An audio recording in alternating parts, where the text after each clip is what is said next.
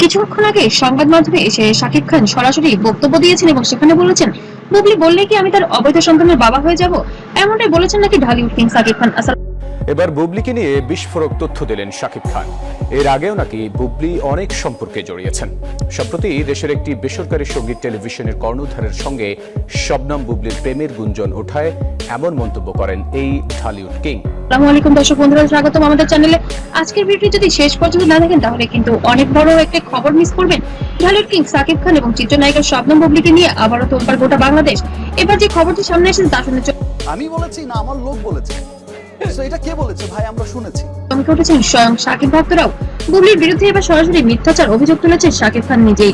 শুধু তাই নয়, তিনি বলেছেন এই সন্তান আমার নয় এবং নিচ্ছেন কঠোর আইনি ব্যবস্থা, ডিএনএ টেস্টের মতো স্পর্শকাতর ব্যবস্থা নিতে চাচ্ছেন। এবার ঢালিউড কিং শাকিব খান সরাসরি এবার কোর্টে হাজির হয়েছেন। এবার ঢালিউড কিং পুরো বিষয়টাই খুব হঠাৎ করেই হয়েছে। আমি বললাম যে লাখ বিষয়টি জানতে ভিডিওটি শেষ পর্যন্ত দেখুন এবং চ্যানেলটিকে সাবস্ক্রাইব করে বেল আইকনটি বাজিয়ে দিন। শাকিব খান গত কয়েক মাস ধরেই তাদের জীবনে অনেক রকম জল্পনা কল্পনা ঘুরছিল। ইতিমধ্যে নাটকীয়তা যেন কমছে না। কখনো একজনের কাছ থেকে দুজন এই বিষয়টা কিন্তু ছড়ানো। বুবলি বলেছেন এক কথা, আবার কখনো শাকিব বলেছেন আরেক কথা। কিন্তু এবার যা ঘটেছে তা পুরো ঢালিউড ইন্ডাস্ট্রিকে নাড়িয়ে দিতে পারে, কারণ শাকিব খান নিজে মুখ খুলেছেন এবং বলছেন আমি আর চুপ থাকবো না, সত্যিটা সবার সামনে আসা উচিত। তাহলে চলুন জেনে নেওয়া যাক পুরো ঘটনার বিস্তারিত।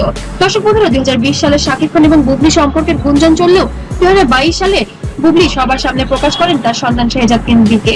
বর্তমানে এসে আবার 2026 সালে দ্বিতীয় সন্তান। আমি যতটুকু বলেছি এটুকুই আপনাদের জন্য এনাফ। আমি এর বিস্তারিত যদি বলতে চাই হয়তো বা তারা পছন্দ করবে না, সো আমি সেই নাম প্রকাশ করলেন এবং পিতার নাম শাকিব খান বলেন। কিন্তু শাকিব খানের পক্ষ থেকে এমন কোনো মন্তব্য নেই যে সে বাবা হয়েছে।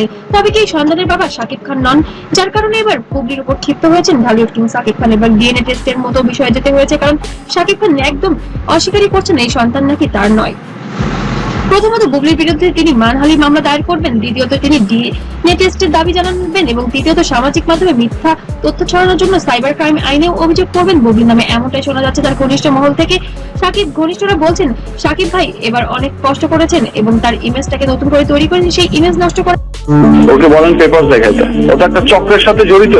ও চাইতেছে আমি শেষ, মানে ওই চক্রটা চায় যে শাকিব খান শেষ, মানে বাংলা চলচ্চিত্রই শেষ। এই জন্য তো আঘাত তার জন্য একদম মহল এই কাজগুলো করছে যাতে শাকিব ভাইয়ের ক্যারিয়ার নষ্ট হয়ে যাক। এদিকে শাকিব খানের এমন ঘোষণায় কি বলছেন বুবলি? জানা গেছে বুবলি এখনো তার আগের অবস্থানে অটল আছেন। তিনি বলেছেন আমি যা বলেছি সব সত্য। বীর শাকিবের সন্তান এবং শার্লিনও শাকিবেরই সন্তান। এর জন্য শাকিব যা পদক্ষেপ নেবে আমি তাতেই রাজি। ডিএনএ টেস্ট করতে হলে আমি তাতেও করবো। ইতিমধ্যে অপু বিশ্বাসকে নিয়েও বিভিন্ন রকম আলোচনা চলছে। তবে অপু বিশ্বাসের প্রতিক্রিয়া কি? অপু বিশ্বাস অবশ্যই শাকিব খানের পক্ষে যাবেন, কারণ অপু বিশ্বাস সবসময় চেয়েছেন শবনম বুবলি শাকিব খানের জীবন থেকে সরে যাক এবং সেটার জন্য যা করা লাগে তিনি সবই করবেন।